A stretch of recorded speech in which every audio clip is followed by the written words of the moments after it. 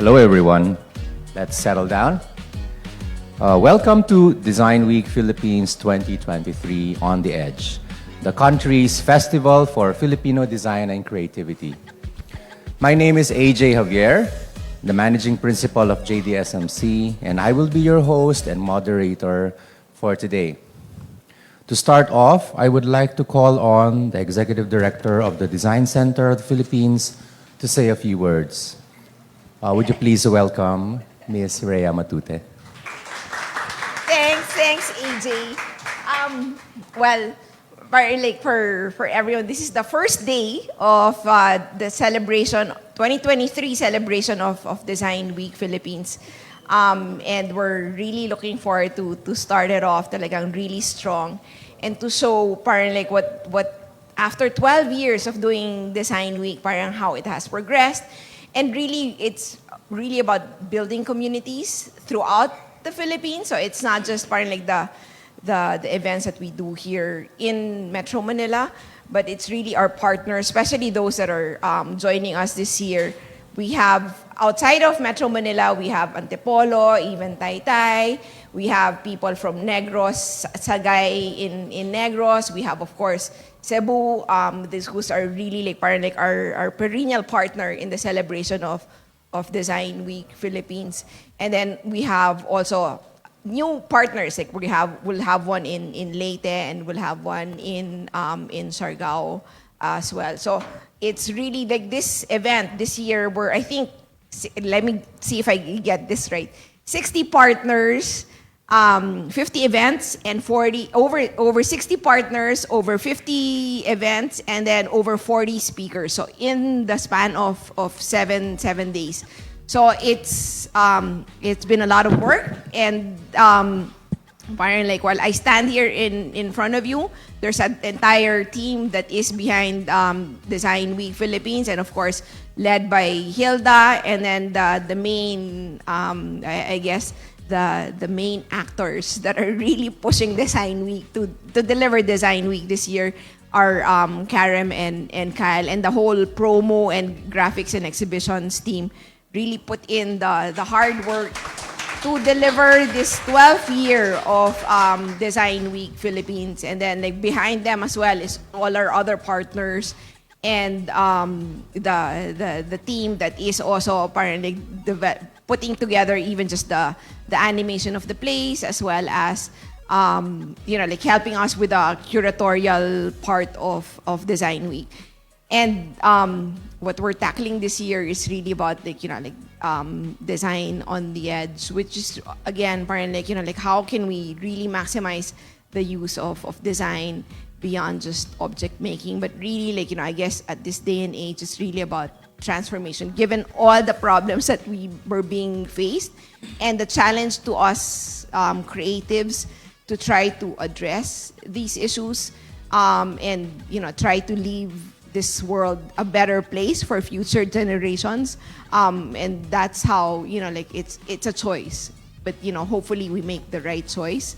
And that's been the theme also of the International Design Conference, and we want to make sure that we really drill down on this for Design Week Philippines. And then lastly, it's so great to have the opening event here at Asbury, The founder of Asbury has been our partner at the design center, even through the initial projects in the creative industries in developing the leadership in hubs and in hubs all over the Philippines. And I remember pre-pandemic when the Asbury was created or was conceptualized.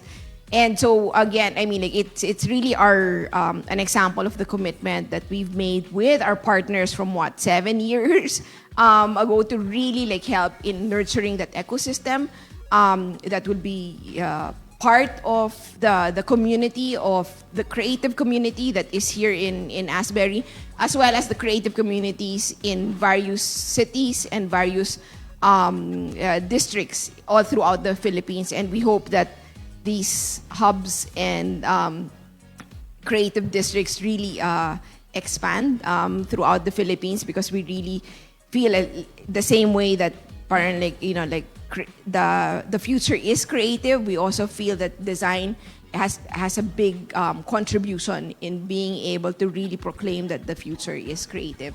So I guess we start today with this very interesting State of Philippine Design talk, and I thank you everyone who's with us today, as well as our distinguished panel who will be starting off Design Week Philippines 2023.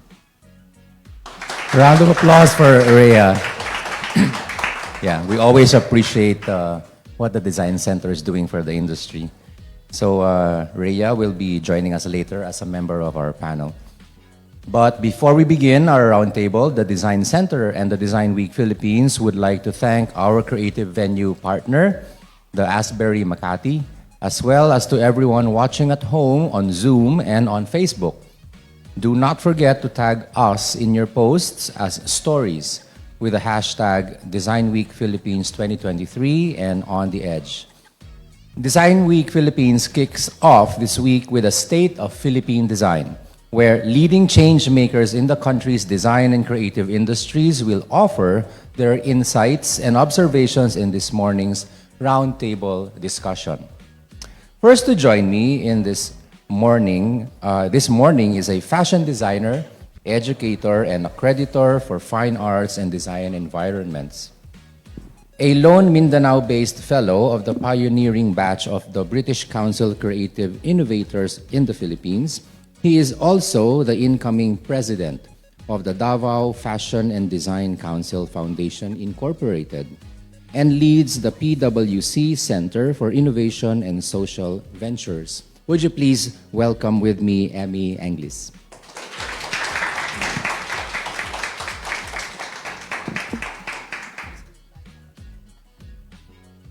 Welcome, Emmy. Our next speaker is a creative entrepreneur, design advocate, and community crusader. He led Cebu's successful bid to be designated as a UNESCO City of Design and was a national consultant for the United Nations Department of Social and Economic Affairs in 2020. He is the managing director of Zai Design Hive and chief reinvention officer of District 32 at Mactan, Cebu, and is currently the focal point of Cebu City's UNESCO designation, serving on the Cebu City Tourism Commission and acting as a convener of both the Philippine Creative Cities Network and the Philippine UNESCO Trail. Please welcome Butch Carungay.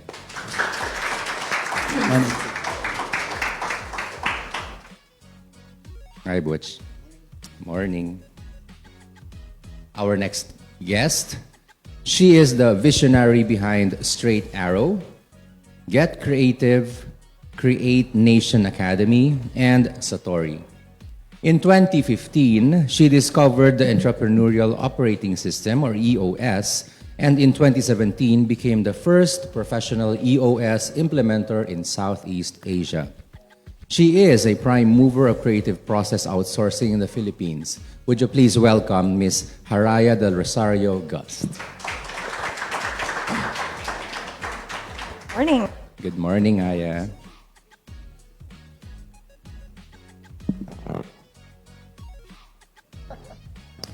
And certainly, not the least, she is the Executive Director of the Design Center of the Philippines. Prior to joining Design Center, she was the Deputy Executive Director of the Center for International Trade, Expositions, and Missions. She is currently spearheading the Philippine design economy mapping and the formulation of the country's first ever national design policy. She has over 25 years of experience spearheading programs that have been instrumental in transforming industries and have become international development templates, particularly in the areas of branding, design, and innovation. Certainly, please say hello to Ms. Rhea Matute. So, thank you. 25 years, that's a lot. Huh? So, thank you for joining us, everyone. Emmy, Butch, Aya, and Rhea. To start, let us start with a very simple question. Why do you design?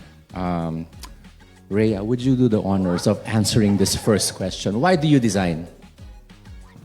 Well, I guess parang like, like if from my personal point of view, parang like it's really not more now just designing, but it's really about design management. And what I really enjoy about that is really, I hope, like I know maybe people will not agree with me, but it's really to help talent development, especially from the point of view of the design center team. I hope that to really make them stronger designs. And when I say stronger design, it's really with a very strong voice and perspective on design, and really tapping onto their own personal perspective, and hopefully add that layer of responsible design. And again, like it's about sustainability, and also sustainability, we talked about this earlier. It's not just sustainability from an environmental point of view. It's economic, it's cultural, it's social, and of course, environment. So that kind, is what I enjoy. And I love talking about it, or like even like helping them go through that process. And we hope that through the work at Design Center, then we're also enabling other designers or other creative communities develop that strength and develop that perspective on design and creativity. You mentioned design management per se and design training. And then, design training to acquire or embrace this design paradigm for the Filipinos. Yes. In your experience in the last number of years, how has the Filipino designer appreciated or embraced this mindset? I guess, like in general, there is a surprise when you talk about design that way. Like generally it's siloed in certain areas of design. It's like object making, it's like image making and all that. But like when you open up that whole different perspective, it's embraced because I think designers have this natural agility anyway to think bigger and to provide solutions in their work. So just making sure that they see the solution finding in a bigger and more expansive perspective, and that they see the effects of what they do, even if it is object, but how it's providing them that wider point of view, the whole system behind the creation of that product. And after the creation of that product, what happens after? So it's not just about putting it into market, but what are you putting into the market? That's just an expression. That's a very and that's for me. That's the one that's very interesting to initiate that discussion, that dialogue with designers and even manufacturers at that point, right? That's or true. even Very important. with government, understanding design. Design as a design as a tool for government and government services. So a total ecosystem, if you want to say. Butch, why do you design? Well, on top of what Rhea said, at a personal level, it's really self-actualization, expression, problem solving. And if you looks good while you're doing it, then even better. So yeah, it's instant gratification for me. It's like when I come up with something like, oh wow, I did that. So at a very personal level. But of course, there are different levels of what we design and how we design. So obviously, you'll have things that go up the value chain, societal impact. But it's really that. You mentioned something about something that design needs to be something that's nice to look at, beautiful, it's delightful. What is your experience as far as the Filipino everyman's appreciation of what is beautiful? Have we evolved? It's evolved quite a lot, and you know, I think design has been quite democratized in recent years. So before it was always very elitist, and there was no appreciation of it at the grassroots level. And I think you're seeing it now. Before, people were scared of good design. When things were nice, they thought it was expensive. But now I think the appreciation is there, and the tools are there for people to be able to actually, who would not have traditional design backgrounds, to apply design tools. Like even with AI now, it's like amazing. Like we were just talking about this like 2 weeks ago. Like people who normally would not have to be able to do things are able to do so now in an easier way. And would you say this what would be would you account this democratization of this appreciation? Internet? Yeah, of course, yeah. And it's communications, it's information. Yes. So and everyone has a much more understanding of it. And they see how it's useful Yes. and how it complements their lives and makes it better. Aya, in your sphere as a design activator, integrator, why do you design? Personally, I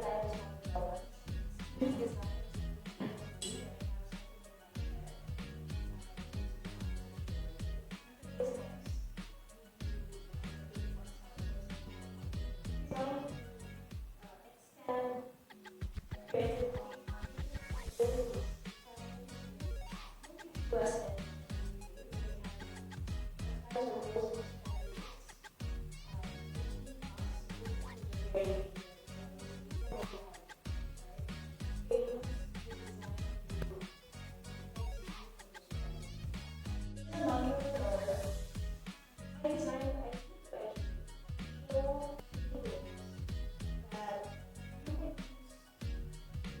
designed to convert energy into a medium that we can exchange, which is money. My early battle in the business is when we find really creative talent, and then it's their immediate circle, aside from their self-doubt, that stop them from pursuing design as a bankable skill versus a medium of expression. And it shouldn't really be separate, right? So those are the many reasons why it is solve problems and maybe educate and create capacity, creative capacity. That's very interesting what you said. If I may put that into my own words, we have traditionally appreciated design as a cost center, even in education, in the way of living. It's always been an expense center. But you are mentioning that it could be a profit center. Yeah.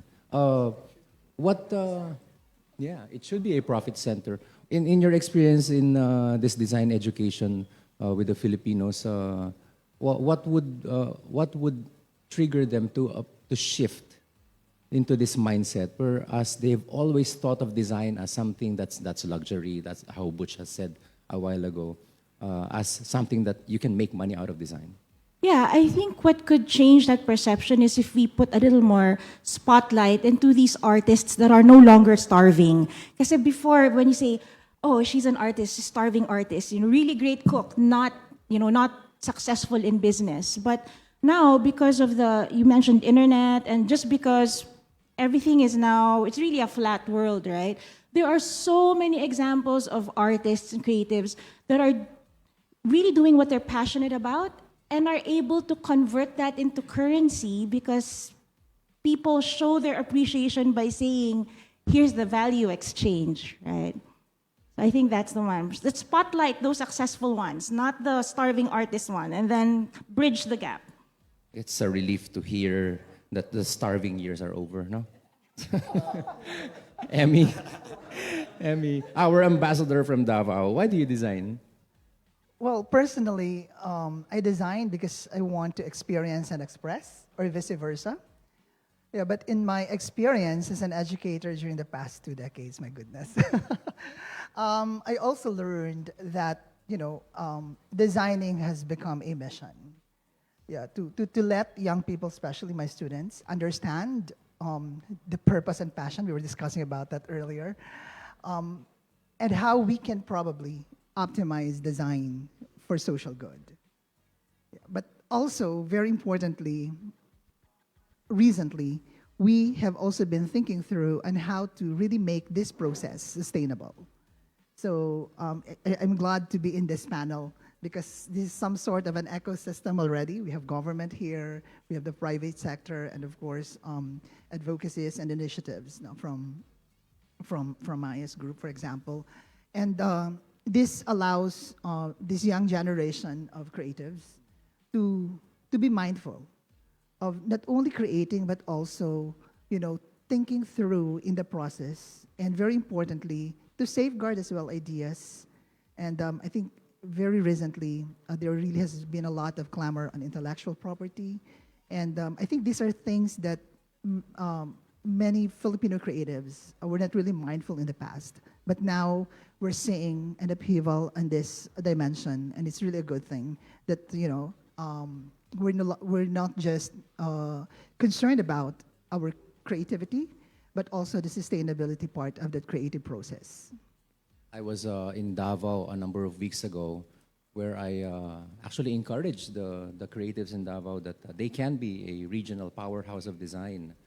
I truly believe that because of the very unique situation that the city was in and is in right now, especially with the natural resources. How has it been with the Davao creatives lately? Any landmark developments? Yeah, because for the longest time, we're in the fringe of the country. That's right, exactly, that context. So we're yes. away from the urban center where, access to all of this. We're quite remote, but now we have so much access thanks to Design Center, thanks to the other government agencies. We've really been reaching out a lot to Mindanao, Davao in particular. Growing up in that island, is really an experience of being in a very diverse community. We have IP communities, we have Moro communities, and also Christian settlers, technically from Visayas and Luzon, and also expatriates. And all of us are, living together in one community. And I think that's a strength that creatives have grounded and also capitalized in their different processes and engagements in terms of creativity.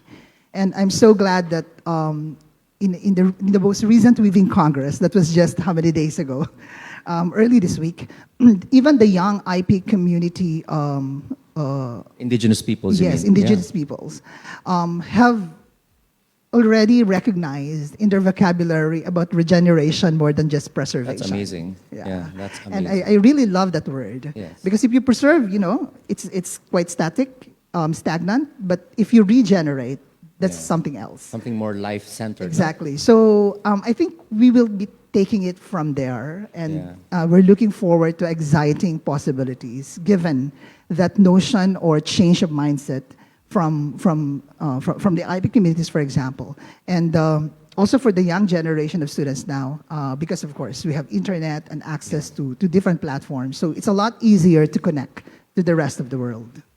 That's amazing. What more better foundation than for an IP person to start about regeneration? No, that's it's ironic and amazing in the same way, in the same time.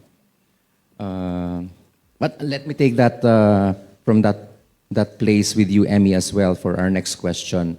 We want to look at how design positions itself in our current context. What is the most urgent role of design today for you?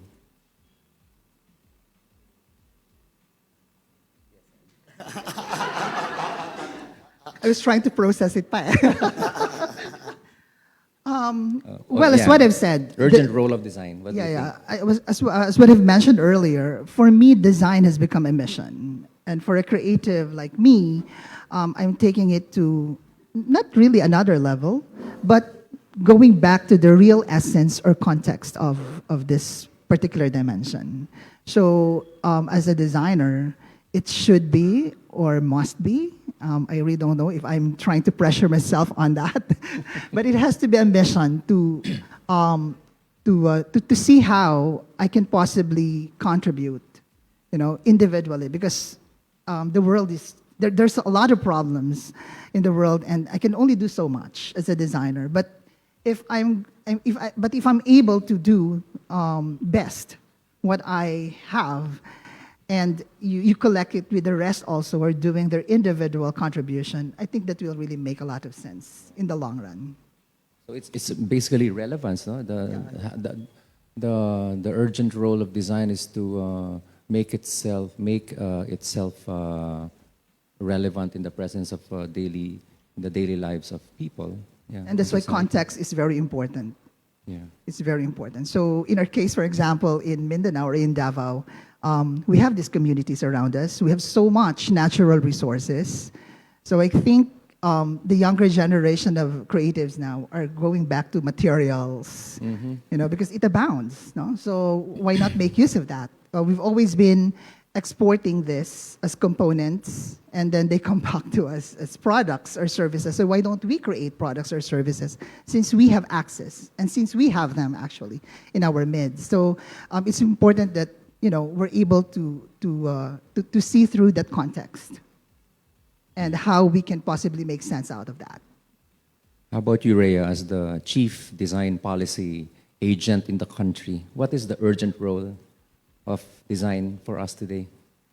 Well, our ambition is to really make design a national competency, or design thinking.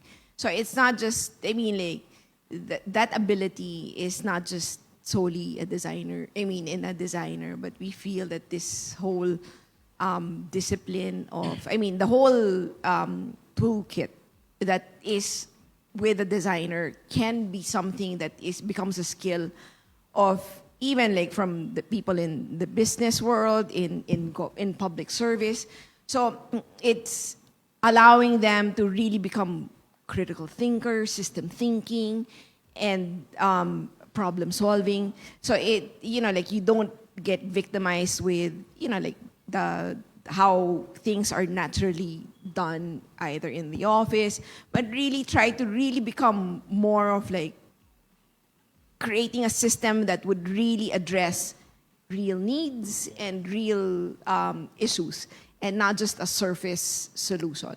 So that's what we want to be able to include in the portfolio of the work of Design Center. It's really embedding design and design thinking or design skills, not just from I guess not just tertiary education, but even in the primary education, so that we're able to develop a more informed and a stronger citizenry in the country. It is a big and bold ambition, but I think that's what the Design Advisory Council is there for. We have private sector partners, but we also have partners within government, and DepEd is one of them, CHED is one of them.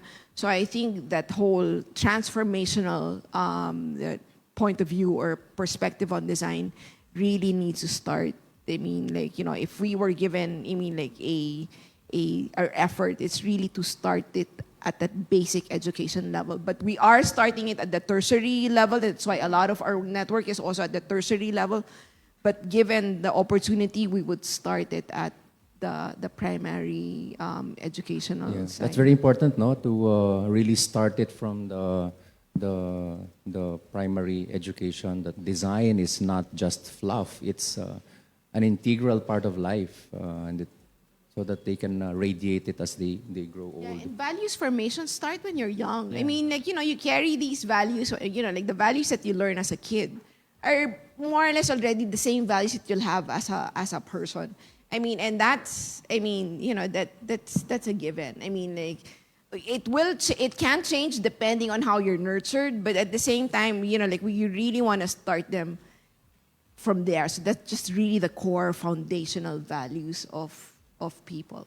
That's interesting. Speaking of those foundational values, if we were to teach the grade 1, grade 3 students right now, what would be the most important social or life or design value that we would like them to know or understand immediately? Oh no, parang like, like maybe I sound like a broken record, but here in Oh, design, please. I mean in design center, when we say design is malasakit or design is compassion. So even beyond, I mean like we feel that, like of course people say like when you go through the design thinking process, parang like it's empathy. But we feel like, I guess coming from a country like the Philippines, it's really about compassion. So it moves you towards action. It moves you towards doing something rather than just, like, okay, like this is their, I mean, like, somehow you become part of it, right? So, and that's why, like, I mean, like, for me personally, and I hope that we're communicating it as an organization as well, is really that whole point of view of design and being like, like being compassionate about the way we understand communities rather than helicoptering in and providing solutions just because, we're a design center, right? No, but it's really starting off the conversation, honest conversation with the communities that we're supposed to work with, and then co-create that solution, that future that they want their journey to begin. It's not about us telling you, okay, this is how it should be done, but it's really, again, it's uncovering that strength in the community which we work with and hopefully ushering them into their journey. Yeah, maganda yun, ano? Kasi malasakit is such a Filipino value. It's even so hard to translate it into another language, to English, in fact. So, I think that needs to get really good traction in the educational system. Butch, is there any urgent mission for On top design? of what's been said already. Yes. Sorry. I mean, I think design really evolves also. The point of design really evolves depending on what are the pressing issues of the day. But no matter what it is, it's really about crafting human-centric solutions to real-world problems using the same principles of sustainability, inclusivity, co-creation, I love that, and community and collaboration. So, and it is quite dynamic. If there's urgency, what do you think is the urgent issue that design wants to address? Well, it really depends on where Philippine you're looking context. at it from. It's like kind of like what Emmy was saying, kanina. Like, there's so many problems and so many issues. Now you kind of have to figure out where you are and what your skill sets are and where you think you can make the most impact. Then you address that because you can't tackle everything. In your practice, in your experience, what is your personal advocacy sphere on which issue? So with me, as with the UNESCO Creative City role, it's really activating the community and making sure that a design is acknowledged and then appreciated, and then coming up with platforms and how people can work together to actually solving real-world solutions. That makes sense. From every aspect of sustainability, which is environmental, societal, and economic. Not only centered on heritage, in fact. Well, heritage is always there as part Of course, of it. yes. But then you build on the heritage. Yeah. How are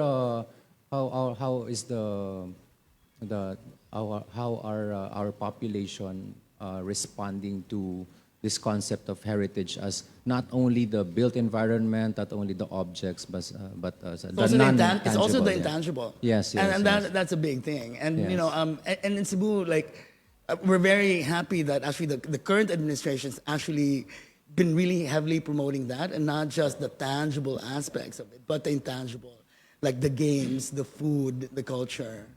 Exactly. Yeah, that's very interesting. Is the younger generation interested to continue? I think so. They are. Yeah. It's quite exciting. So on top of the intangible, like for example, National Museum just opened its first outlet in Cebu. Oh, is that right? Yeah, it's like every weekend it's full, and young kids really appreciating it. And it's not just about appreciating the art on the wall, but the stories behind. That's right. Behind all of that. If I may add, I Yes, mean, like please. what's interesting about it is it provides a sense of place, right? So then cities or municipalities or districts, I mean, there is a soul to it rather than just a cookie cutter. Oh, this is how the city should look like and all. But that intangible part is really that spirit of that place that like that should get nurtured, or people should embrace it, not because they see, oh, this is how they do it. For example, maybe in the smaller cities outside of Cebu, oh, this is how Cebu did it, so let's do that. That's not how it should be. It's really just uncovering what is, what is the story of your place, and really develop that story, or like continue on with that story. So that's the foundational part that, every creative or even the designer needs to understand and uncover that story and continue that story And what into the modern. differentiates Yes. and what differentiates your city. Exactly. And I would imagine this would require a particular form of energy from the creatives, because the documentation itself is unlike the built environment or the objects that when you put it on paper, it's there. This one needs a continuing application and practice unless we do that, because it will get lost, no? Recently there was they passed the cultural mapping for every city, or for the local government unit to undertake your cultural mapping, because I think that's that's really a base data for the citizenry to really appreciate the history of their place and key, I guess, assets from built heritage to intangibles, and then that'll bring in that sense of this belongs to us as a community, and they will exert the effort to preserve it, but at the same time make sense, make new meaning out of these heritage assets, and hopefully it'll be for the future generations. They will create their own stories alongside it. It's not about just, okay, this is the past, Just and we repeating should and continue repeating. with the past, right? But how can you make your past make sense towards this new generation and let them live it? Because culture is living. Heritage is heritage, but culture is living. So I'm very optimistic about the cultural mapping aspect, and having the local government really also spearhead it so that there's a partnership that happens with the public and the private, and then I guess with and the people like Aya. That's true. Emmy, what is the urgent mission of design nowadays? You mean Aya? Sorry, Aya. I was like, did I Aya. just change my mind? No. Emmy, Emmy. Aya. It's All okay. right. I think there's, on top of the other urgent roles here, I think that design has a unique power to help in solving issues by first helping put the issues, make the issue simple and clear before us. In EOS we say, let's put the issue before us, not between us. When I look at the news today, it's like issues everywhere and people are in conflict. And when I think about the tools that they use to inflict or defend themselves from conflict, all of those started with design. I look at CNN, I look at the Iron Dome. Oh my God, the capabilities of the Iron Dome. Before it became an Iron Dome, it was a design, right? So designers, we have this ability, this capacity to visualize something before it becomes reality. So I think, for me, it's super urgent. Can we use these skills to communicate what really is going on and put it in front of us? So before people design the solutions, we help them understand the real problem. That's very interesting. So it now becomes a very integral part of the way of thinking, basically. Even it's not an afterthought. It's not just, although the expression is very valid, but it now becomes really, wake up in the morning, it's like design. It's a design paradigm. Yeah, and the skill, diba? I think especially Filipinos, I think maybe because, we have a very colorful country. There's so much diversity in people. I think it allows us to be naturally curious, and because we're naturally curious, we naturally have a lot of ideas. So I think we can connect the dots in many different ways that other people cannot. That's our experience with our clients, is they tell us a strategy, and then when we think about it and we use design to kind of visualize what they're thinking, they're like, oh, wow, yeah, I didn't see that. I thought about it, but I didn't see it. So I think if we can use that application, not just in making things beautiful, but in just making things simple and clear so that different people from different languages with different agenda can see, okay, this is actually what we're all trying to solve, and we are in violent agreement. May I provoke that answer a little bit? In the context of, say, the socio-cultural, socio-economic sphere that we are in, although I know that we are already a developing country, we're a developing economy, they say we're middle class already, but surely the Filipino everyman still grapples with the issues of hunger, disenfranchisement, marginalization. Let's take hunger, for example. Where does design, what role does design play in the backdrop of hunger? Can you be creative if you are hungry? Yeah, I think even more so, right? They say what is that? Like need is the mother of invention. Necessity is the mother of invention, right? I think when we're hungry, I think where it can play is like to suggest ideas, to visualize ideas to solve hunger. And I think one of the maybe I'm moving a little bit more, a little forward ahead of the topic, but I think what we need is just support to allow experimentation and allow thinking, right? Yeah, I've seen, like in many different countries, our close Asian neighbors, they have all of these food preserves, and they're exporting it already. And I see it, I'm like, oh, pork skin twists, for example. We have a lot of pork skin here, but we haven't evolved outside of, not very healthy, so thankfully this is not a health week.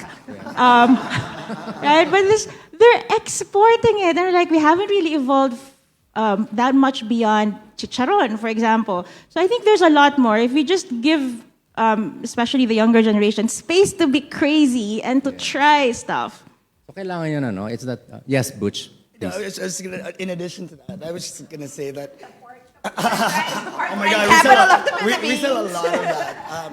But you're right, I understand where your question's coming from, because if you are having problems like putting food on your table, then why would you even have like the time to think about design? So I think that's where we kind of come in and where government comes in. So we've been trying to push for this design voucher program for first-time users of design as well as marginalized communities to really show them the power of design and how it can elevate whatever they're doing and maximize, their craft or their work or their business. And it's not just from an aesthetic standpoint, but also from a systems platform. That's true. Yeah. If I may, AJ, Go ahead. just to add also, I agree with Aya earlier that we have to have some sort of an avenue to really understand first the problem, so that we take it from there. So, like in the case of food, for example, because currently I'm managing part of my center is the Food Processing Innovation Center. We've actually developed a technology pack for. These are designed for children of IP communities, because normally when there's disaster, we normally give them, sardines, noodles, things like that. But, these are really low in nutritional value.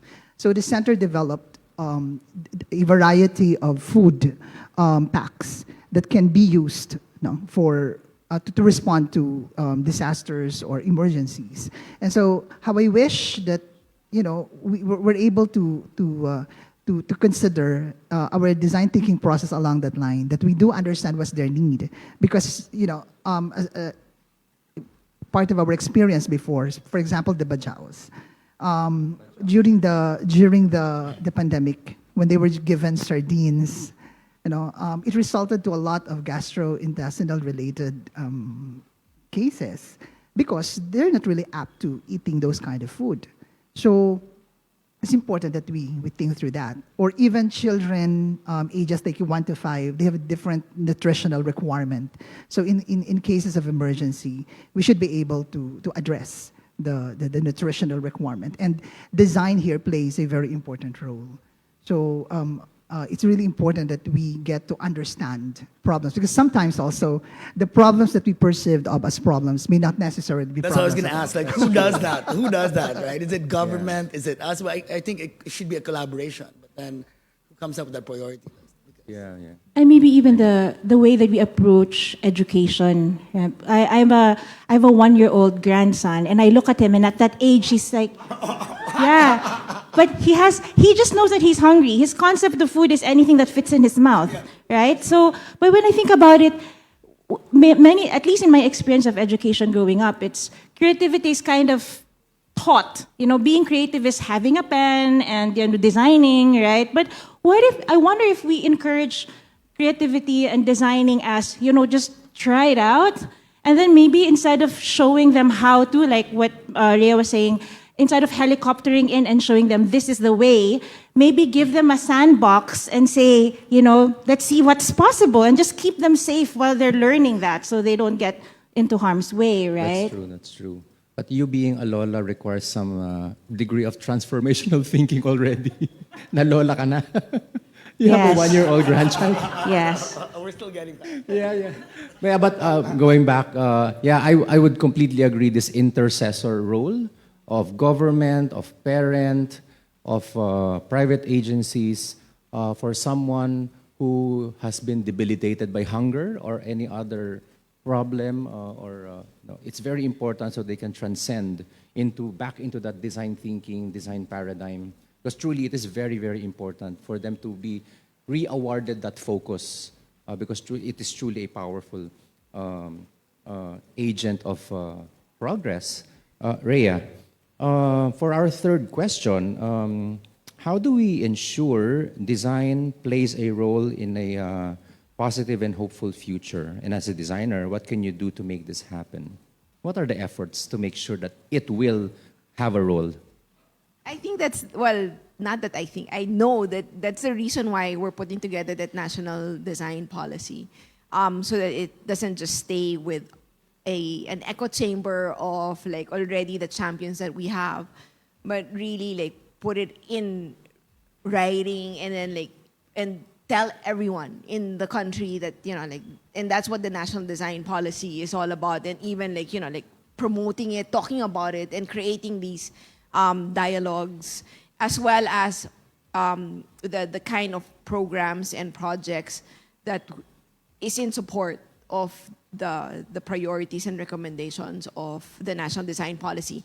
The design thinking work is embedded. It's part of the research that was done by the Design Economy mapping, and the Design Thinking Academy is one of its recommendations, and it's data. It's evidenced by data. So it's not just because we say this is how we go about it, but it's a year and a half of data gathering, of conversations with the design stakeholders, designers and the communities. So those are things that, it's not because Design Center says so, but it's because the design stakeholder told Design Center that these are the things or the possible things that we should look into and prioritize within the next five years. So, and hopefully from there, we can create a bigger community that would support the priorities. And then after this 5 years, then we come up with the next 5-year priority. So it's, it's about just identifying the key initiatives that need to be done first to allow other priorities to become the next set of problems or solutions that we can provide for the design community and the nation to really maximize what design can do for on behalf of our our national development agenda. I'm saying these big words, but only because it is we are very creative. Design, there's such an amazing design talent that is in this country. Even when I talk to international, to international agencies that work in the Philippines are really just amazed about the design talent that is here in the Philippines. So why can't we add another layer to that design talent beyond just creating objects, creating images? And I'm not saying to stop, but really just portfolio expansion. I mean, like, how can you use your image making skill to put into a bigger audience other issues that need to be top of mind with our with not just the creative sector, but the business sector, in like even in the political sector. How can you use that talent to become part of this network of surfacing issues, or even surfacing new solutions to perennial problems in the country, right? So I'm kind of excited about that. I mean, I know I sound a little nerdy, but these are things that kind of like get me excited in the evening or when I wake up in the morning, and like, oh my gosh, I mean, I see this potential and it's within grasp. How do we bring it closer? Or how do we finally like grab hold of it? How are the various creative sectors receiving these initiatives so far? Like the professional groups, the creative groups, cultural actors? It's very hard, only because I know, I mean, like, not just me, but I know the entire team behind the design economy mapping put in a lot of hard work, a lot of late nights, a lot of frustrations. But I mean, it's being received so well that, like, we're going to go on we're planning to go on a roadshow because there's just so much demand to start this conversation on a community level. We've done the info sharing with some of our partners at DTI, or even during the Philippine Creative Industries month, and then and we're so happy that we're being heard, and now we're being asked to discuss more about these findings, and then help with a programmatic a prioritization on a localized level. And that's what's encouraging. It's a little scary sometimes because then you see the responsibility as well. That is I'm curious. What part of it. Why are you? What is fearful about it? What is scary about it? I guess like me, I'm just like it just feels like we have so little time at the end, and then and how do you choose it so that you build success stories, because you want to be able to really start off the initiative with something that's like that would encourage more people. So again, I mean, you need to find that quick win so that there's more people that would really, this could be the way, and they will find their own initiatives.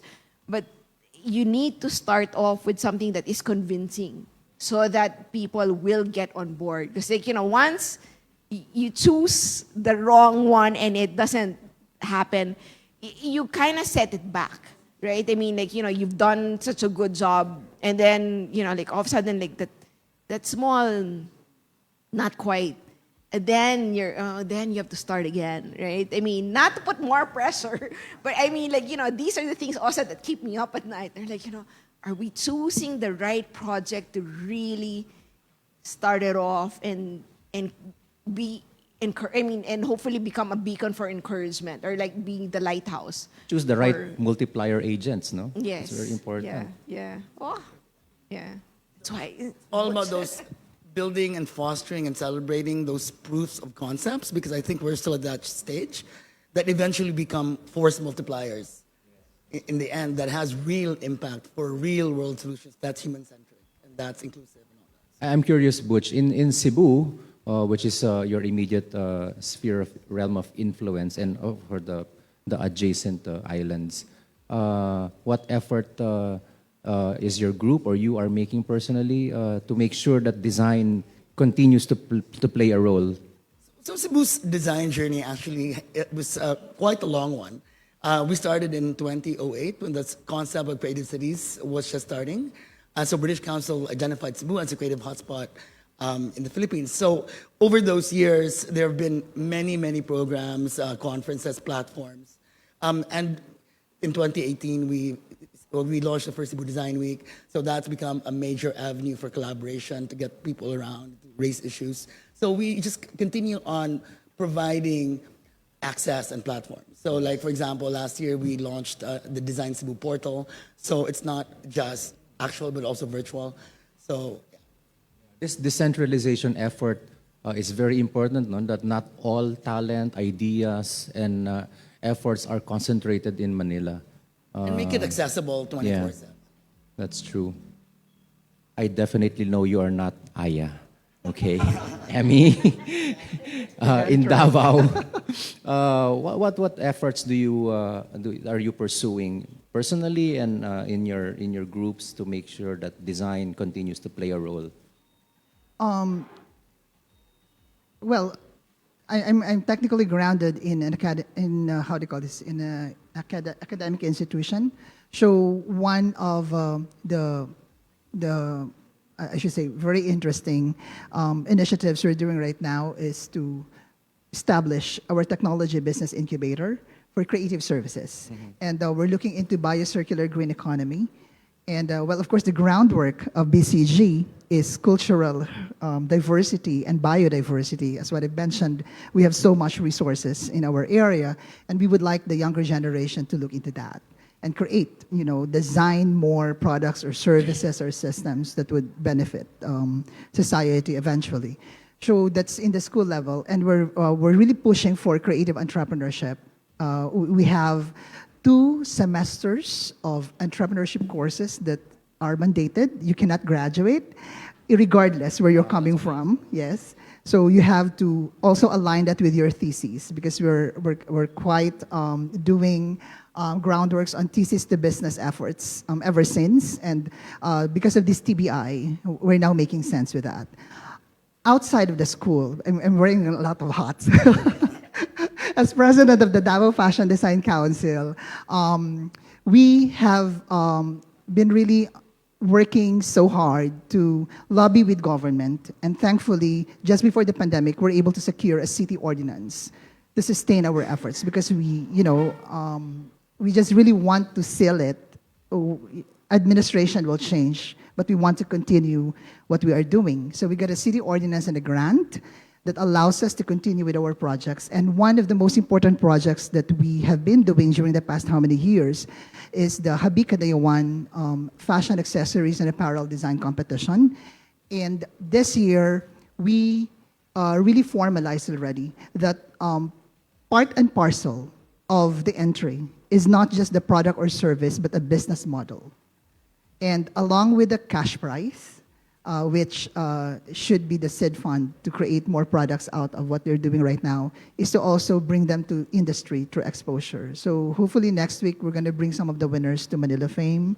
And going back to Davao, Ayala, for example, partnered with us to provide a pop-up space for 3 months to more or less test, products or services that are crafted, of course, during the mentorship program. And we also allow these winners, because the winners are not actually just professionals. We also have the youth category, which includes out-of-school youth and also students.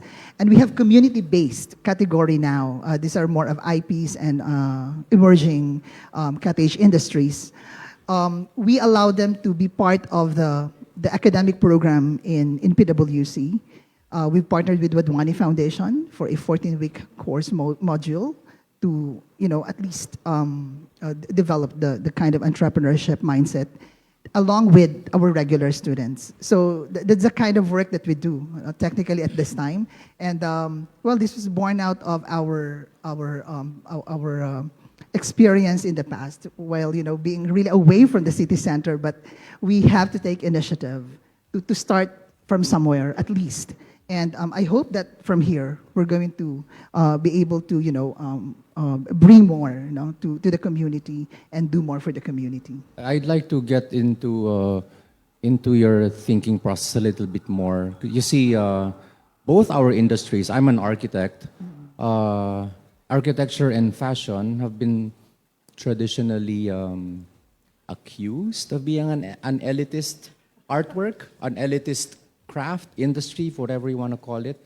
Related to this question of what the designer's role is, as a fashion designer, not just in Davao, but where does fashion play and what role does fashion design play in the lives of a regular Filipino? It's the same question I ask myself Well, for architecture. okay. In my case, I've been really working with communities for the past 20 years. So it's kind of like, immersing to their environment.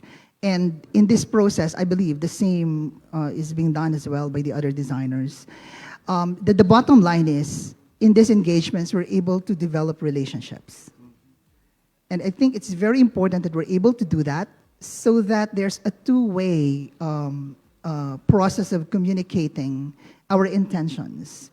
And in the same manner also, we're grounded with the context of the perceived problem or solution that we would like to introduce. Because again, this process is about collaboration.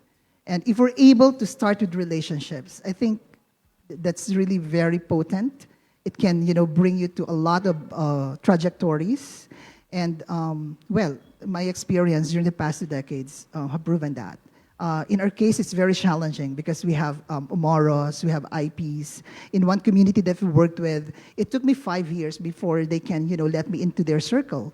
Because for one, they have this long history of trauma, and we cannot discount that one. So as an outsider, it's important that you understand, especially if the kind of design process is anchored on that kind of culture or heritage. It's very important that you understand the nuances, very importantly. Or there's one experience also, we tried working with them to produce a product. And for a while, we don't seem to understand why they could not really deliver. It's because we overlooked the kind of practice that they have, that, you cannot bring them together in just one place. Because in their community, they're still practicing wife snatching. So husbands will not allow their wives to go out of their houses. So how can you probably do quality check on products and services if that is the case? But if we did understand or recognize that early on, then we could have devised a different strategy. So that's why immersion is very important. And as what I've mentioned a while ago, you develop relationships along the way. Truly, at the end of the day, it's what is left is your relationship with people, right? Aya, in your sphere of influence, what efforts do you do, or are you thinking of to make sure that design plays a continuous role in society? Yeah, in the entrepreneurial space, and from me personally as a first-generation creative entrepreneur, our mission, my mission is to help designers and creatives monetize their creative talent. I don't know why I've had this experience of many times, really good creatives and really good designers, when they're starting, they feel like they have nothing to offer, and they're almost shy to exchange that output for value. And to me, that's mind trash. I think that's the starting point of elevating the kind of design and creativity here, is to recognize, to teach our young that creative skills are just another kind of skill. You exchange it for value, right? So that you can experience other forms of skills. Because if everybody is creative, then nobody will build will do the actual production, right? But I think we tend to value more or exchange money more for things that we can touch. So the design that happens prior to that kind of gets the back seat. So that's what we do. We share, first of all, the education that there's nothing yucky about money. If you know you've created something valuable, value that, and don't accept anything that does not relate to that kind of value, right? From there, then we can start to teach them about P&Ls and things that are more complex. But as an organization, that's where we start. It truly is urgent that designers, we teach designers, or we show designers that they should start showing us the money. It's very important. Yeah. True, because it's not sustainable if it's not like that, Yes. right? You exchange value for value, and then you now you have resources to create even more value. That's true. That's a tall order for. And if I may, I mean, like, and I think design at the very origin of it is really commercial. I mean, like, it's not like, I mean, like, not to pit creative sectors against creative sectors, but design from the very beginning has always been about market and being able to develop products, images. I mean, with a commercial perspective at the very beginning.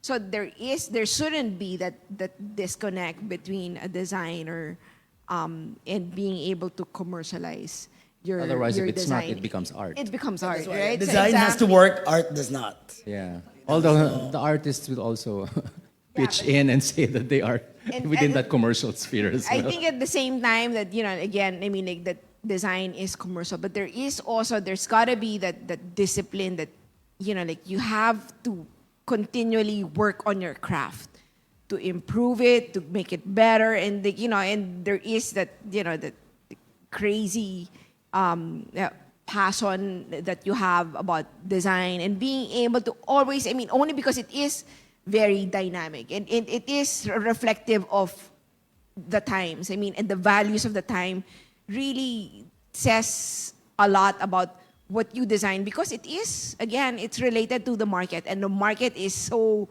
like, it continually changes. So you need to be on top of your game. I mean, like, on a personal level, you need to really know what's happening in design, what's happening in society, what's happening with the world, so that you're lockstep with the times. And then commit yourself also to sharpening constantly your skill as a designer. I know it's a lot, but I mean, like, design is not for everyone, but at the same time, it's also like, once you're in it, I mean, you're just, my experience, you're just continually evolving as a designer with the times. And that's what makes it very interesting as a profession, because it it doesn't allow you to just stay in your lane forever, but it demands that you understand what's happening in everywhere. I mean, like, in the other lanes beside you, to be able to input that into your process. So I mean, that's for me, that's what makes really, that's what design is all about. I know this might elongate our discussion, but I will control it anyway.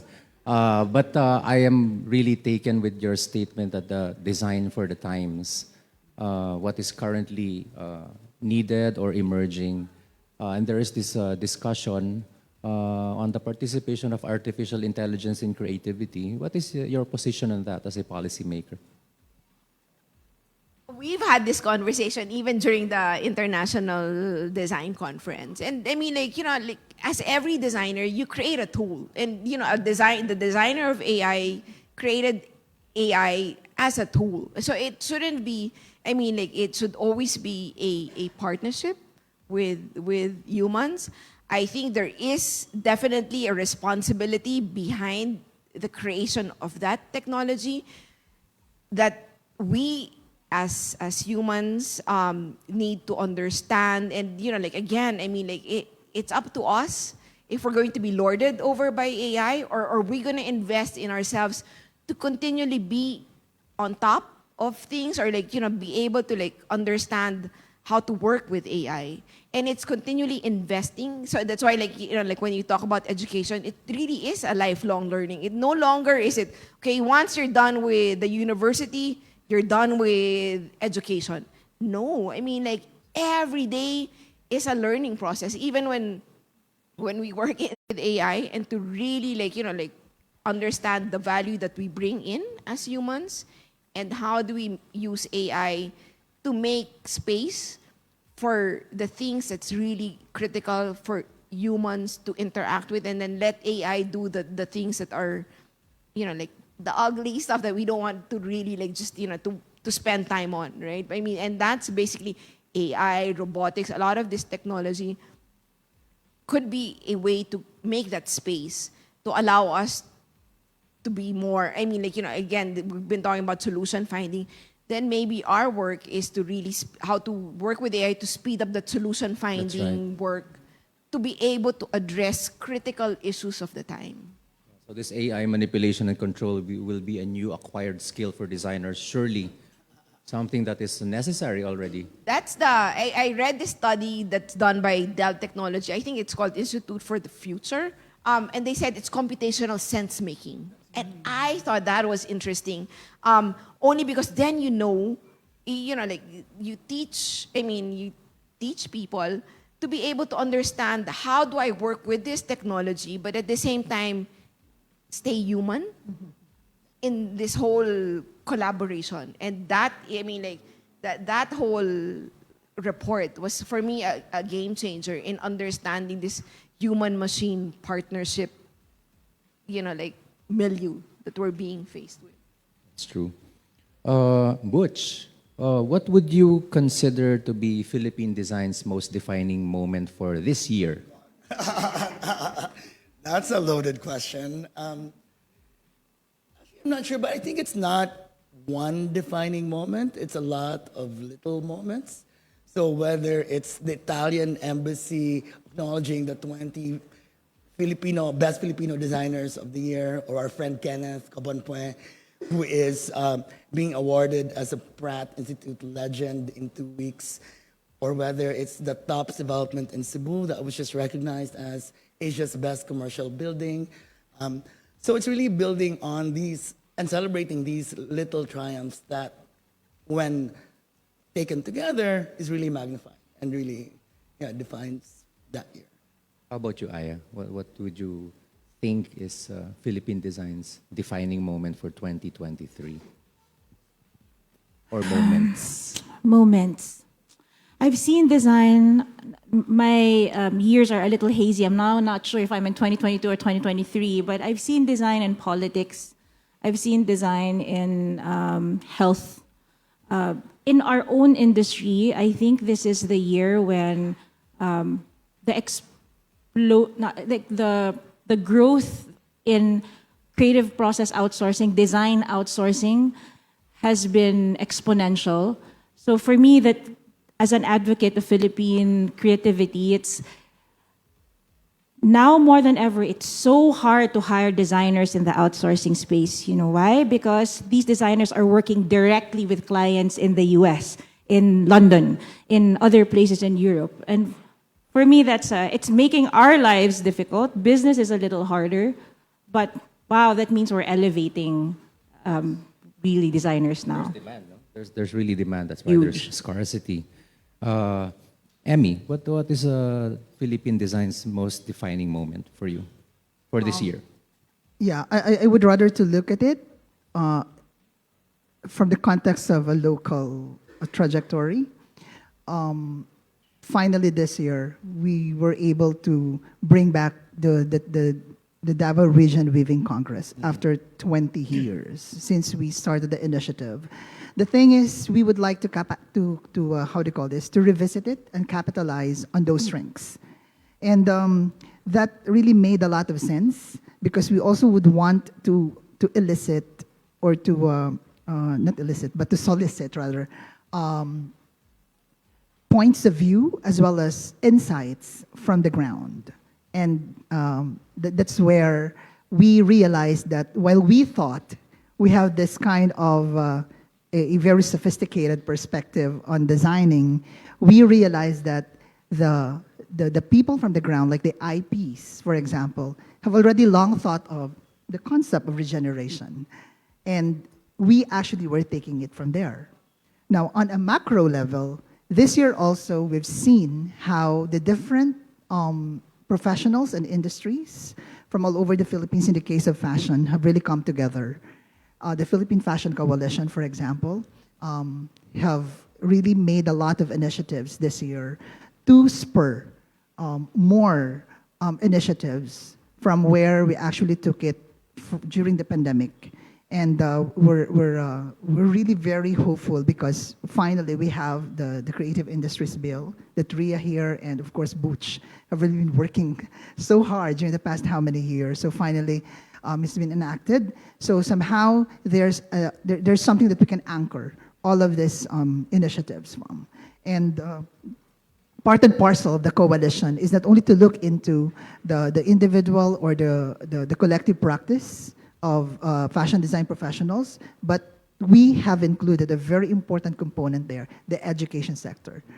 So we're now trying to see as well how we can probably look into the educational paradigm of the different schools offering fashion in particular from Luzon down to Mindanao and how we can really make sense out of that and somehow also strategize to finally identify or work into the kind of identity that Philippine fashion should really be taking into from here onward. Yeah. Education really plays a very, very crucial role in this design endeavor. No? How about you, Rhea? What's Philippine design's most defining moment for 2023? I know I've been talking about the design economy mapping, and I mean, like, and for me that is like our I guess our biggest contribution to this. But at the same time, I think taking that, but putting in that layer of the Philippine Creative Industries Bill.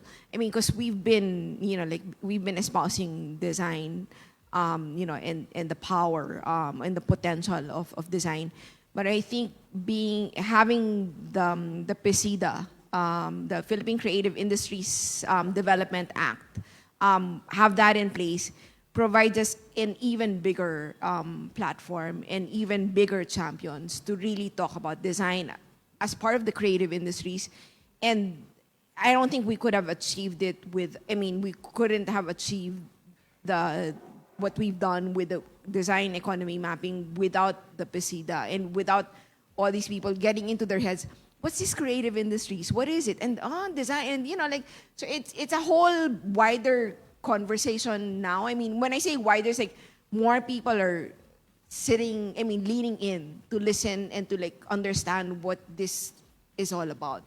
And that for me is very encouraging, and just listening to Aya now, it's now a talent pipeline issue that she has, and for us in Design Center, how can we help address that, right? And then and that's related to Emmy, and even related to what we're trying to do, help Cebu with in terms of developing really that ecosystem in Cebu and even in Davao. And that becomes really hopefully our next defining moment is really developing the talent pipeline that is really going to embrace design and that whole system thinking behind design, so that we're able to again add that layer of fashion. But what is it about fashion? Sustainable fashion, or so even how on a tertiary education, and when you see other design schools adding in that layer beyond just the discipline of fashion, but having the discipline of systemic design that is part and parcel of their training, of their toolkit as designers or future designers, being put into the world where things are not as simple as they were, but things are just getting even more complicated. Just fashion alone and this whole sustainable fashion push, right? Outside of, I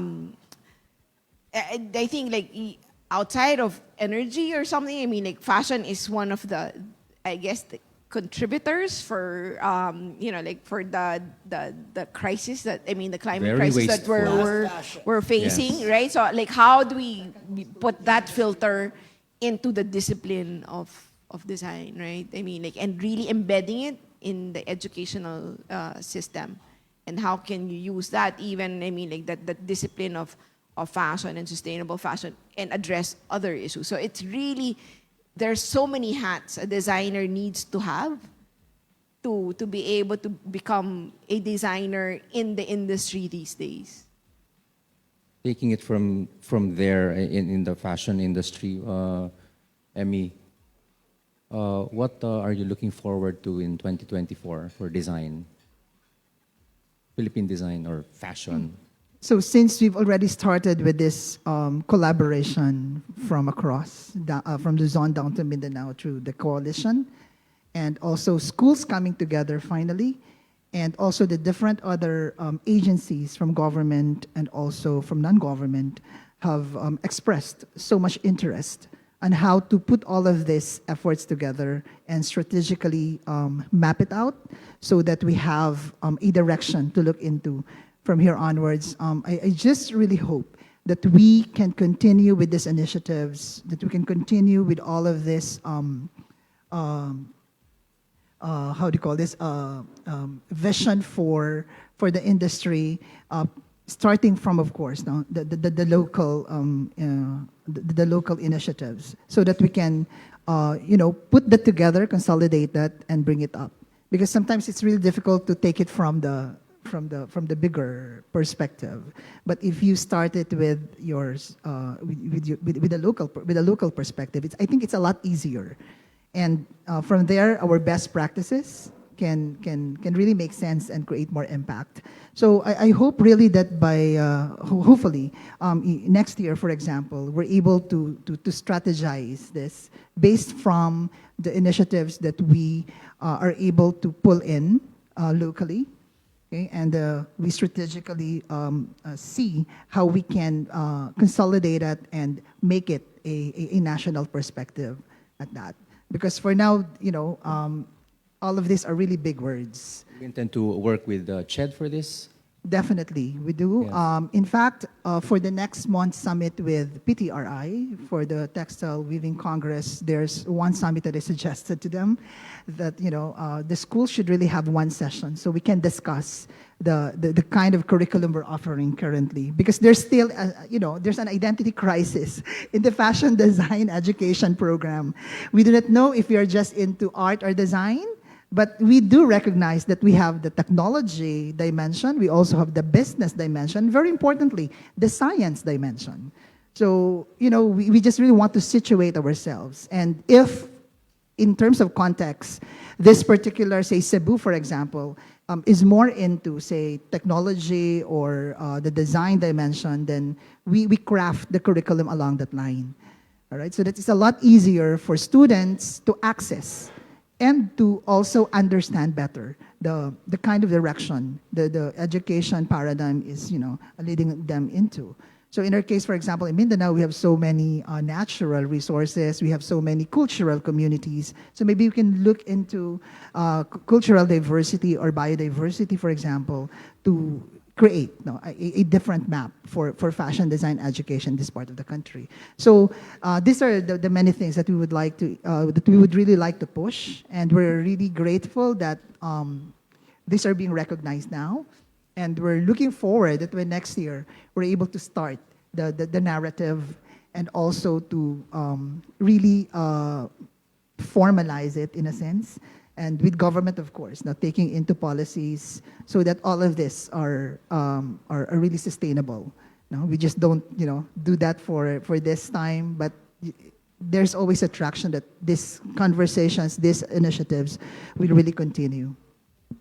How about you, Aya, in the design and business sphere? What are you excited about for 2024?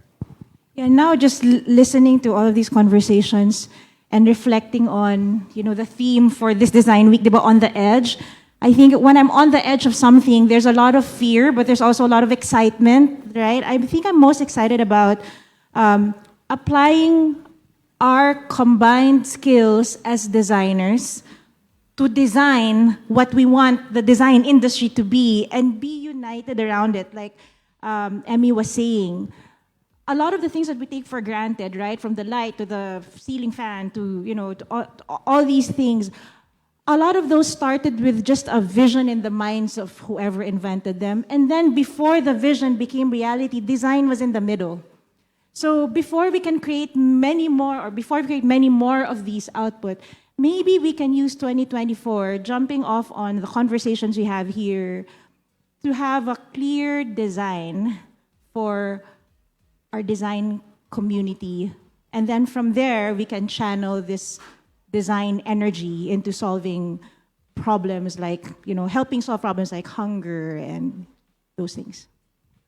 How about you, Butch? Yeah, it's very similar, building on that. I mean, while I love this post-pandemic explosion in design, creativity, events, I feel now there's also a bit too much.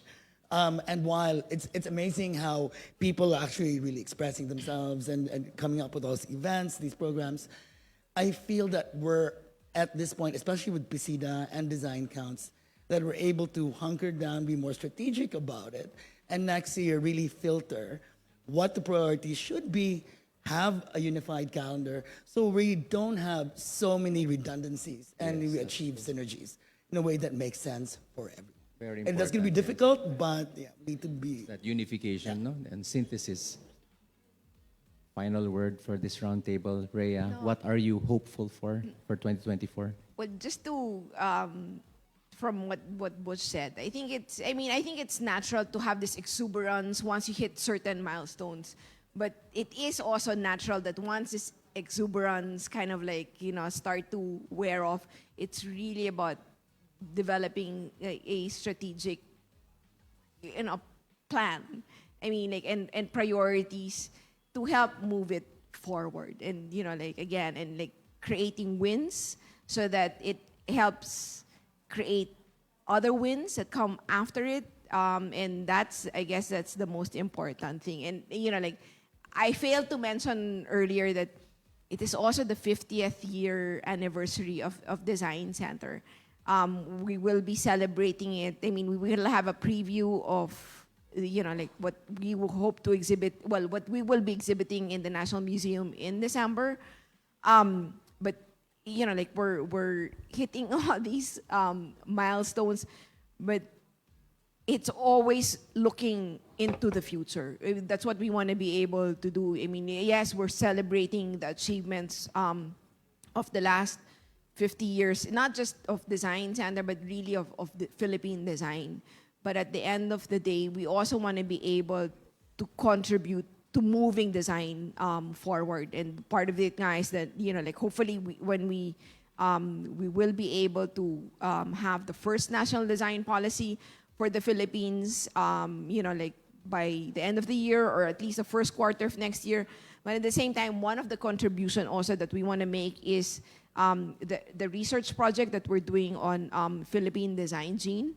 And that is less on formative, but it's really also the values, the design values that we see that cuts across decades of design or even of creative thinking, but really what's innately, the voice of Philippines, the way we see the world, and hopefully with that provide also an area of building creative confidence, building design confidence that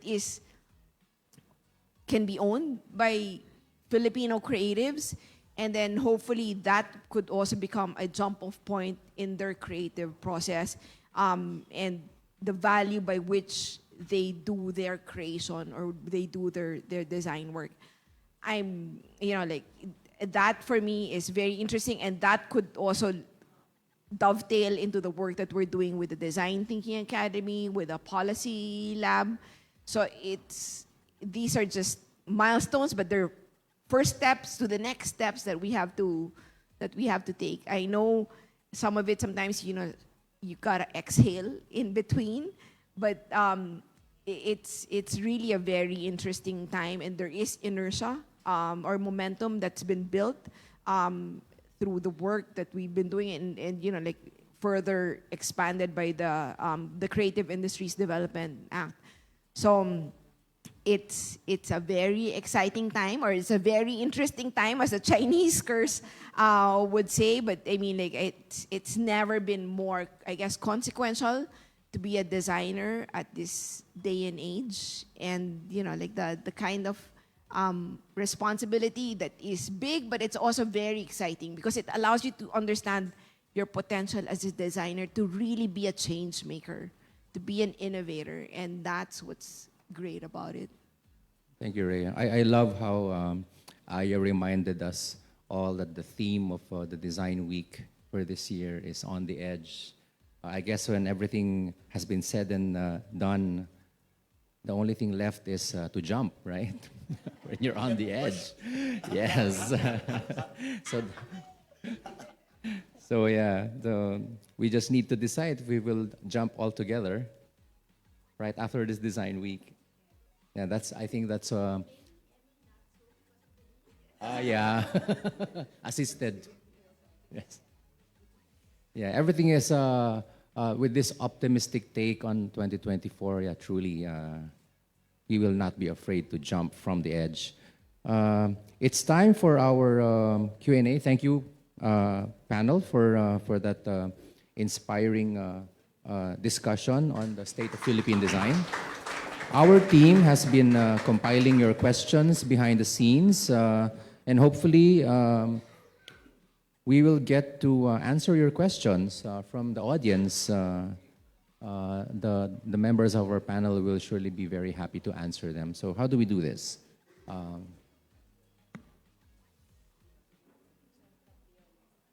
There's Satambiolo.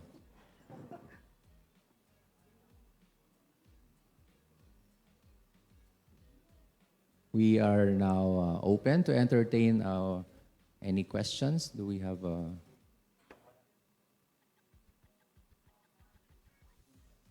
Okay, thank you.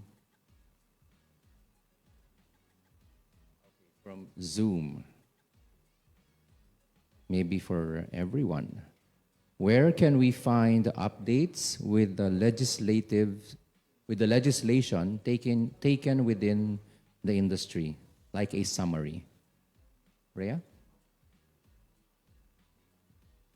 I guess when it if I understood it correctly, I think it's more with the creative industries, That's right? right. And there is a Philippine Creative Industries I think the website is pcida.gov.ph maybe.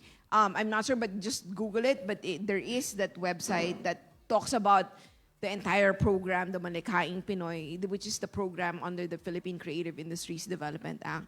To tell you about its priorities and the programs by which it's supporting or it's developing. So I guess if I can just if you can just give me the website, I'm just asking the team to get the exact website of the Philippine Creative Industries Development. It's also all over Facebook. Yes. So all the infographics are there, so it summarizes everything very neatly. The next question is also for everyone, but I would like Butch to answer this first. Is there a handbook or a guide for designers that tackle best practices and standards? And where can we find these resources? In the Philippine context, I don't think so. There is a Creative Cities playbook that was launched by Thames a couple years ago. And those are for aspiring creative cities.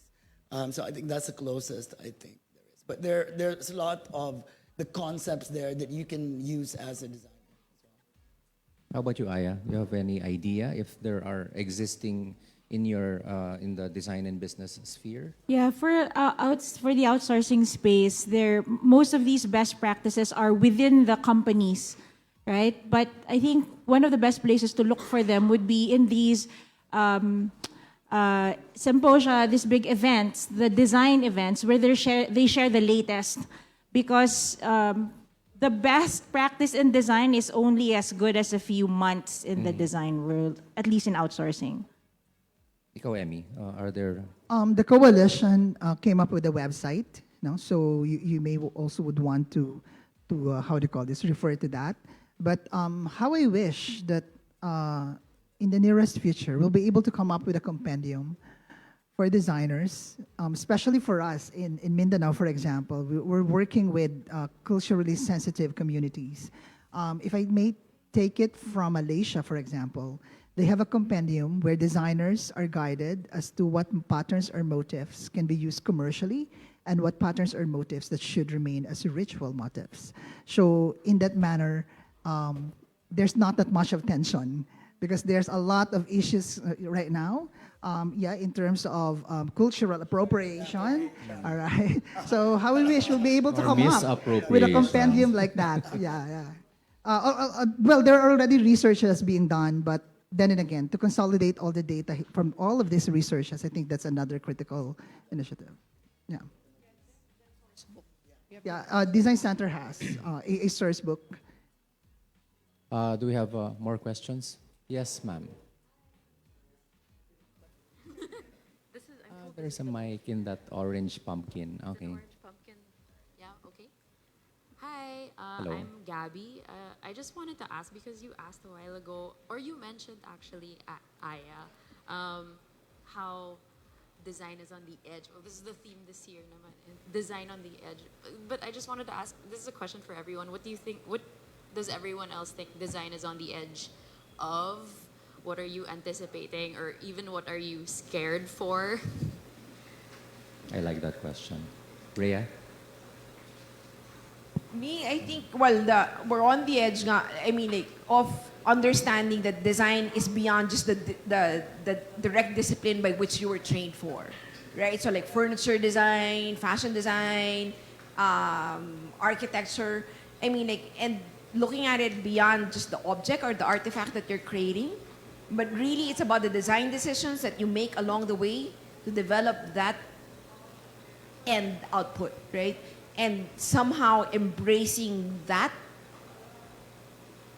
I can't say the embracing that opportunity, I guess, to look at what you do beyond just the output, but the possible outcome that comes with that output, right? So, like when you talk about furniture, you're now talking about furniture, but what happens in the afterlife of that furniture? You have that responsibility as a designer to think of it, or even in the creation, how do you involve all the other makers beyond, so that it becomes beyond an ego project, but really more of a partnership that you have with all the people that contributed to create that output. I mean, like, so, and I think, and that is very powerful if you look at your discipline beyond you as the creator or you as a designer, but you and the community that helped put that into the world. I mean, that for me is, I guess, that edge thing that we're faced with now, is to really get in front of you and say, this is now your part, and should be part and parcel of your responsibility as a creative or as a designer. How about you, Emmy? What do you think? Where are we on the edge of? I would rather take this as an opportunity for introspection, because like what Butch said, there's a lot of things going on post-pandemic, and it's nice to know that there's a lot of things going on, but it's also important that we try to pause, at least for once, and see how all of this can probably be consolidated, and we can think through in terms of impact. But it's important that we have this introspection from the outside looking in, or the other way around, from the inside looking out, so that we're able to see where we can contribute better or more. Let's just remember that designing may be easy, but to design well is definitely hard. Aya? I'll talk about design in the outsourcing space. I think we are on the edge of, we have that big opportunity to learn how to monetize skills now, because the market is open, and more than ever, our traditional markets are willing to take the risk. Even those before who would not want to outsource design, they couldn't even think about it. Because of the pandemic, they were forced into it. And now it's become normalized. So for for designers who, for example, can't come to Manila, they're in the provinces, they have this skill. Now there's an opportunity to just reach out to the whole world. There's so many platforms out there, and then start to really learn how to monetize that skill. Which On top of what's been said, and I completely agree with what everyone has been saying. So I think it's also, we're on the edge, we're this precipice of really going up the design ladder. So design is not just purely aesthetic, because I think a lot of people are still stuck in that. So going up the ladder, so it's really about really coming up with innovative solutions for real world problems that make a long-term impact. Thanks, Butch. Do we have another question?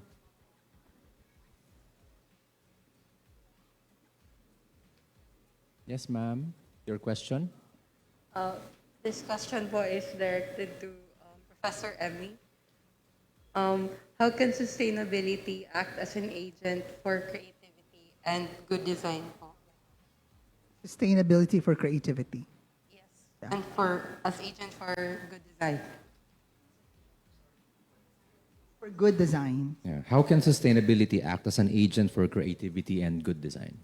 Well, as what Rhea mentioned a while ago, as designers now, we really need to take into account the entire process, not only getting into the product, but also to think through of how the product will impact once it's being utilized already by our desired audience or the community.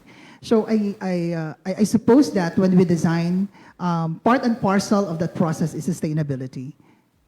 And I think we should not discount that, because I mean in the past maybe the usual practice was just to be able to arrive to a tangible product or service, but we're not really thinking through beyond just the product or service. So how will it impact the user, for example?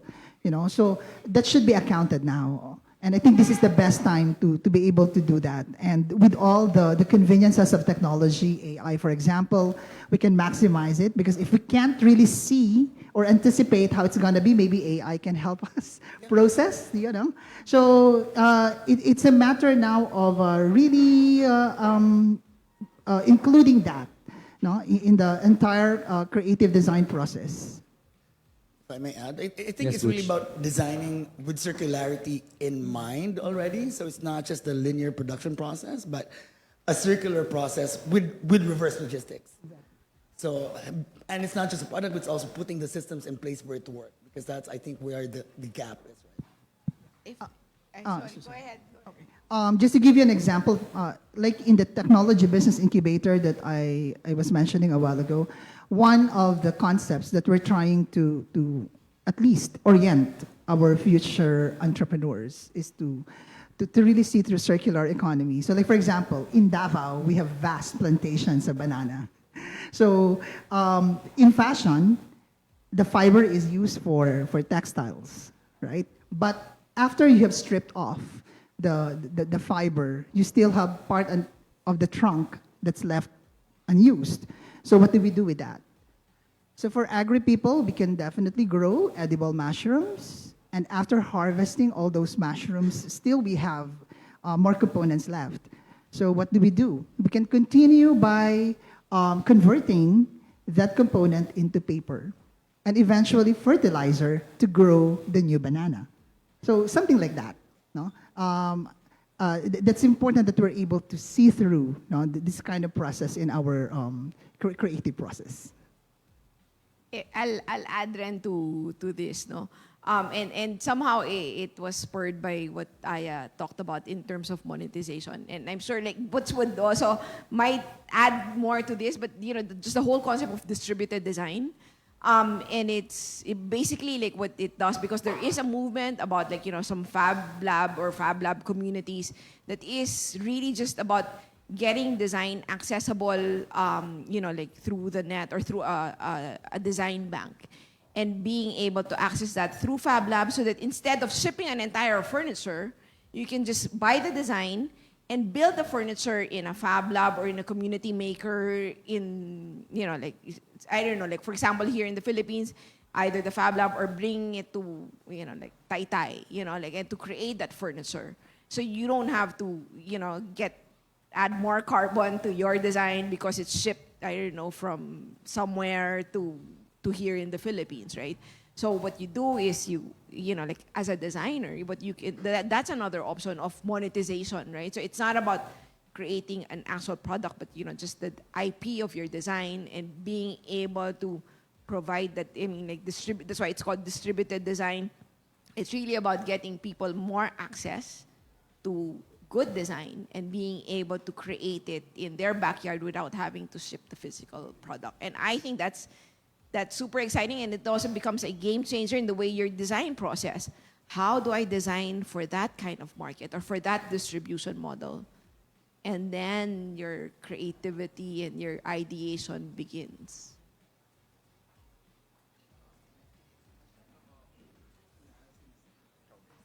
Later.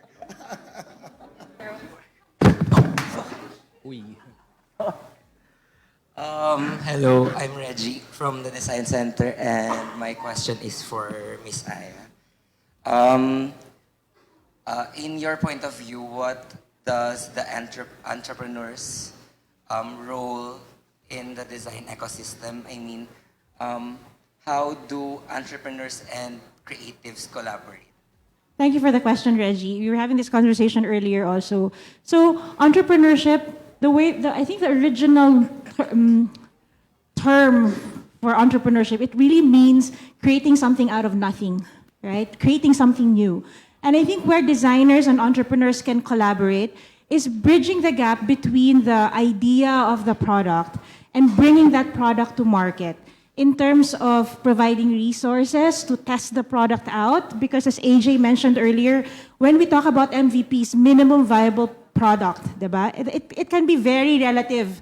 It might be viable in terms of use, but is it viable commercially? So maybe the entrepreneurs can use their skills in getting a product to market and maximizing the value of their product after it's been designed and created in these incubation centers, so we can bridge the gap. Because we see that a lot of creatives, I think, I'm a creative, so I'm wired a little differently from non-creatives in that there's a little bit of, I guess I connect the dots a little differently. And I don't think that creatives need to be good with numbers. They don't have to be. If that's not our strength, we just need to find people who share our values and who share our dreams to work with, so then they bring it to market. And then they give us more funding in the creative space to create even better design. So I think that's it. Helping creatives bridge the gap from the design and creation of the product to bringing it to the market and then closing the gap with a feedback loop.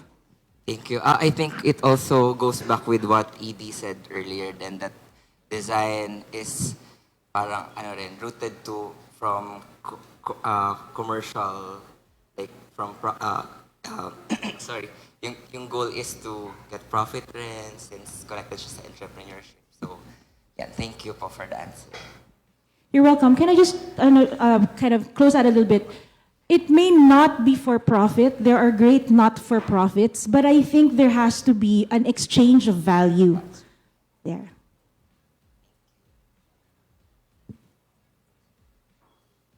Zoom to. All right.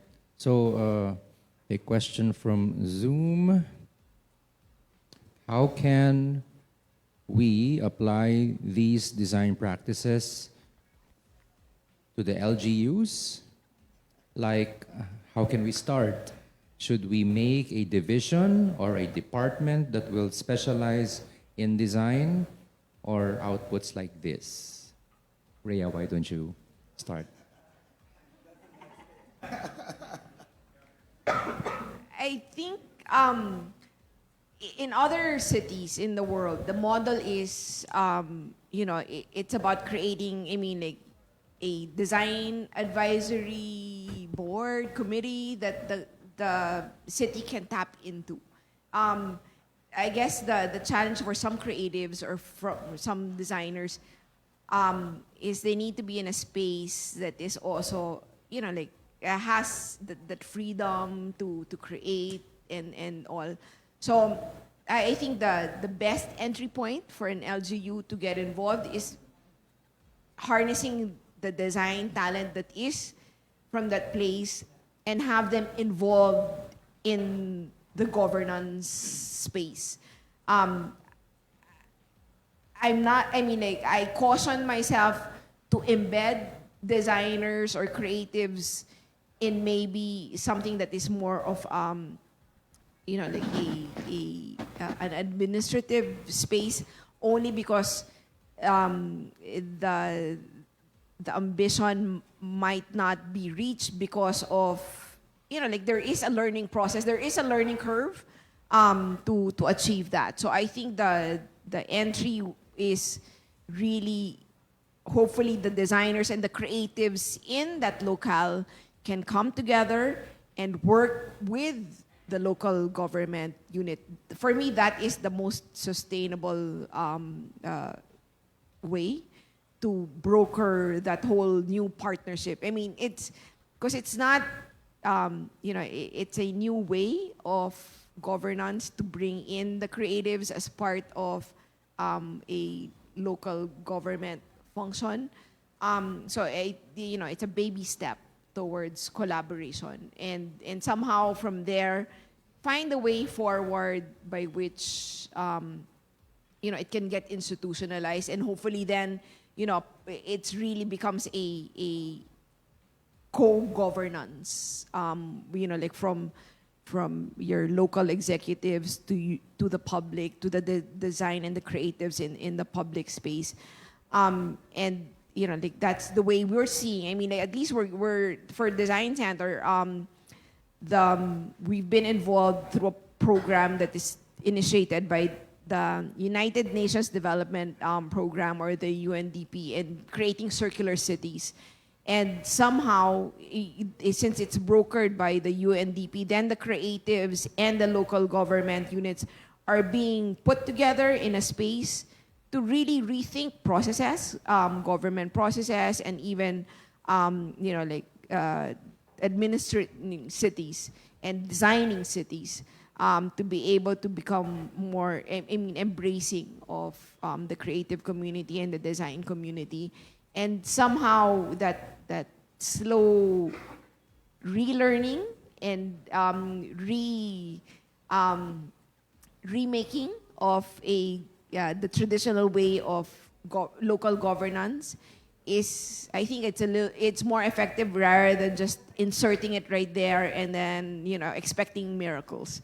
But it's behavioral change kasi. I think that's the most important perspective of how to look at change, is it's changing behavior. And to be able to change behavior is the hardest part of it all. So it's a step by step, and seeing what works and then continue with what works, and if it doesn't work, then try to change it and prototype a new way of doing things. Ikaw, Butch, what's your take on that? We found that in the beginning there was a lot of resistance in the LGU because they really could not grapple with this idea of creativity, design. So we had to actually make it more palatable and understandable for them, that's tangible. So we put it under the Tourism Commission. We kind of followed the Indonesian model because in Indonesia they have the Ministry of Tourism and Creative Economy. So in a way, it made it easier for them to understand and how it really impacts the common man. So. Yeah, just to reinforce the answers from my own experience, you don't really need to create that division or department immediately for the local government. It's really like what Rhea said. It's to acquire first the skill for the executives and the team of the executives, like the mayor, the council, the vice mayor, to acquire the skill to reframe paradigms of governance. And I think that's where it will start, because when they reframe their thinking, way of thinking on how to govern and to make policy on how things are done, the ways of doing, then the design thinking mindset comes into play. And that's it. That's the only time that a department may be necessary, when the solutions are already rolling in place. I have another question from Facebook.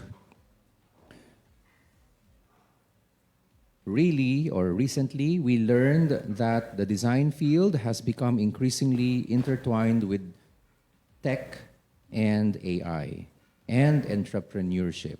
How can this fusion shape our future as Filipinos and, sorry, I could not read, and maybe influence our collective intelligence in creating solutions to poverty, climate change, humanitarian crises? What is your hope to establish this year and for years to come? Wow. Emmy. Please you help me read the question. Okay, let me summarize. Yes. The Facebook listener is asking, in the light of AIs and technology, high technologies, emergence and their participation in design, and together with the role of entrepreneurship in design, how can the two, AI, technology, and entrepreneurship, impact Filipinos in design as far as concerns of creating solutions for poverty, climate change, social problems, basically? Like what Aya said, entrepreneurship is grounded towards value creation, right? So as designers, I think it's very important that we also take that into consideration to create value, no, from the products that we are designing, and also to see how these products or outputs can probably work around providing solutions to pressing problems. Yeah, I think can I build on that? Yes, the person who asked this on Facebook, I think the answer is in your question already, right? We don't all have to be like rogue creatives trying to solve the world's problems on our own as designers. It's going to take more than one set of skills, right? So designers, find your tribe in terms of the technology thinkers that you relate with. Find an entrepreneur who can help you test that solution in the market. Find your allies in government who can help you get the support that you need for infrastructure that even entrepreneurs may not be able to afford. So I think this coming together, this realization that, oh, it takes a team to do it, it takes a group to do it, is exciting because we don't, it's going to make, I think, the work lighter, less lonely, which is for me, when I started entrepreneurship, that was my number one enemy. It was so lonely, even for an introvert like me. It will give you a lot more mileage. It will give you a network. And it's just going to make it more fun. So I think it's going to make it easier, faster, and I think more fun to solve these problems. It's very important that we take into account the pentahelix kind of network that involves the government, the industry, the academe, the civil society, and media as well. And for entrepreneurs, I think the most viable at the moment that I can see is how you can probably connect, say, for example, with universities, because fabrication laboratories are technically situated in the universities. Plus, of course, research also, they can help you with that. And also, the entrepreneurial traction is part and parcel of the curricular program. So I think it would really make a lot of sense that somebody coming from the industry would go into the university and do a collaborative engagement. No? So here we are actually seeing a different kind of dynamics, and this is really quite exciting to look forward to. So on that very optimistic word, on collaboration and finding your tribe, thank you. I would like to close, thank you. I would like to close our roundtable discussion. So thank you everyone for gamely answering our questions. We value your feedback. Please take the time to let us know what you thought of this roundtable by scanning the QR code and completing the feedback form. This is just the beginning. We have more in store for you today. Designing Your Career at 1 p.m., followed by folio reviews at 2 p.m. And that's just for today. We have a whole lineup of talks, workshops, tours, and more all the way until next week. To learn more about the festival and to get updates on all things Design Week Philippines, head over to the Design Center's social media accounts at DTI Center of the Philippines, DTI, Design Center of the Philippines, and Design Week Philippines on Facebook, and at DTI Design Center PH on Instagram. Don't forget to tag us in your posts and stories with the hashtag Design Week PH 2023 and On the Edge. Again, this is AdG Javier closing the roundtable for this week, and thank you for listening. This is the State of Philippine Design.